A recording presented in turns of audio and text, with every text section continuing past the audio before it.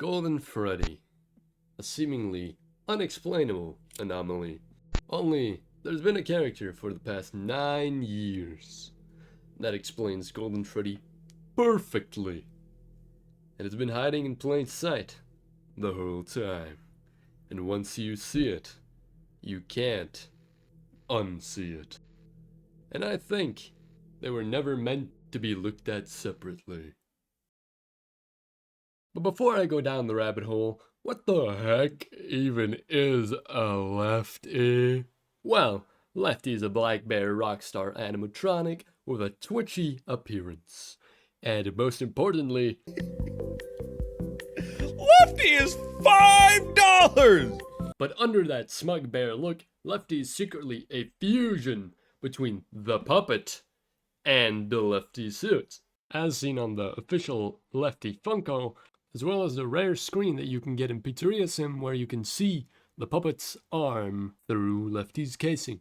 This fact seems to point away from Golden Freddy because it points us towards the puppet. But I say, why can't it point towards both? Let's take a look at Lefty. It is a recolored Freddy that is outside from the core 4 Rockstar animatronics of Bonnie, Freddy, Chica, and Foxy. Remind you of anyone? I mean, every Scott-era FNAF game has a Golden Freddy variant, but Pizzeria Simulator seemingly didn't. Yet he was staring us in the face the entire time. I don't even know I've seen videos explaining Ned Bear is a Golden Freddy variant before Lefty. Is it really that far-fetched? I mean, just look at how we find Lefty. It's the exact mirrored version of Golden Freddy. Not to mention he has one right golden eye. That's only a color. It's not like we ever see Golden Freddy with one right eye, right? Wrong. Actually, it's used twice. Once in the picture used for the character encyclopedia and in the FNAF movie. So Lefty clearly mirrors Golden Freddy. And that word is key. Mirror. Because through Scott's way of telling stories, we see that he loves to mirror things. Take William and Henry and even Edwin as an example. They all serve as thematic mirrors. They're all genius inventors. A tragedy happens, and then they all choose a different way to act from that moment on. They're all the same in some way, but slightly different. And if William and Henry's story mirror each other, then why would it be so crazy to say that their children also mirror each other? Especially when such visual evidence presents itself, like in the case of Lefty, which means that we could learn about Golden Freddy by seeing what we know of Lefty and the rest of the lore. But what do we know? Well, we've said Lefty is a fusion, so if Lefty is mirroring Golden Freddy, then let's look at the two parts that make up Lefty separately to better understand Golden Freddy. We have the Lefty suit and the puppet. And if we hold our trusty mirror, I think it's safe to say that the puppet, Henry's daughter, is supposed to mirror William's son, the crying child, for obvious reasons. Like the tear mark stripes they're standing in the story, as well as how they died. While the Lefty suit is supposed to mirror Cassidy. And why I think the suit is Cassidy is because of the suit's function, which is actually shown in its name, since Lefty is actually an acronym for lure, encapsulate, fuse, transport, and extract. So if we can treat those words as parallels to Cassidy, then let's break those steps down to better understand Cassidy in Five Nights at Freddy's lore. Talking about lore, the first point is lore. But first, there's one important thing to remember before we make any claims, and that is that the fuse part of Lefty is the anchor point. The moment Cassidy becomes Golden Freddy. So anything before that should reflect Cassidy's story before she became Golden Freddy. The progression of events should be the same. Lore should be the start of Cassidy's story. Well, we know that Lefty was created by Henry to lure the puppet, and as the 5th victim of the MCI, we know Cassidy was lured by William, which already creates an inconsistency, which you will also see in Encapsulate as well. Lefty is the one doing the luring and encapsulating, while Cassidy is the one being lured and encapsulated. It would work with the mirror idea, but thematically you could argue the roles still line up. Henry creates Lefty to capture his daughter, while William captures Cassidy as a part of his attempts to put his son back together. But that was only the first part of William's plan, while the next would change Cassidy's life forever. This point builds onto the previous argument. Cassidy was captured, and I think she wasn't killed instantly. I think she was kidnapped and experimented on. I think she was encapsulated into the fear experiments.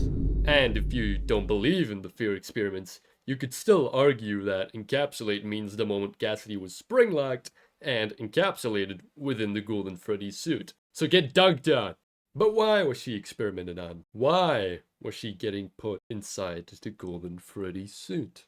That is because William needed Cassidy to fuse. Here is where the stories of Lefty and Cassidy intertwine. The suit fuses with the puppet and creates Lefty, while Cassidy and the crying child fuse in the suit to create Golden Freddy. The whole reason Cassidy was put into the fear experience was to make her more like the crying child, so her memories would synchronize with the crying child's, and by fusing, she would put him back together. And if that sounds confusing, then let me give you an example. Let's say you have a clock. That clock is the crying child. One day, its cogs suddenly break into 1 billion pieces, and your clock is now broken. So, you get new cogs that fit perfectly into the broken clock. And boom! Your clock works again. Those new cogs are Cassidy. But if Cassidy is just a few cogs, then how does she put the clock back together? Well, that's because of transport. While Lefty physically transports the puppet, Cassidy be mentally transporting the crying child's memories through his own mind. Transporting the memories like cogs in a clock and putting them where they belong.